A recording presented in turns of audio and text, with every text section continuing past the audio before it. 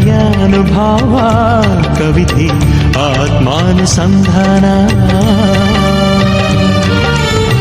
ನೆನಪೆಂದರೆ ಮಣಿಬಿಲ್ಲ ಛಾಯೆ ನನ್ನೆದೆಯ ಬಾಂಧಳದಿಯ ನನ್ನೆದೆಯ ಬಾಂಧಳದಿ ಚಿತ್ತಾರ ಬರೆದವಳೆ ಸುತ್ತೇಳು ಲೋಕದಲ್ಲಿ ಮತ್ತೆಲ್ಲಿ ಸಿಗದವಳೆ ನನ್ನೊಳಗೆ ಹಾಡಾಗಿ ಹರಿದವಳೆ ನೂರು ಜನ್ಮಕ್ಕೂ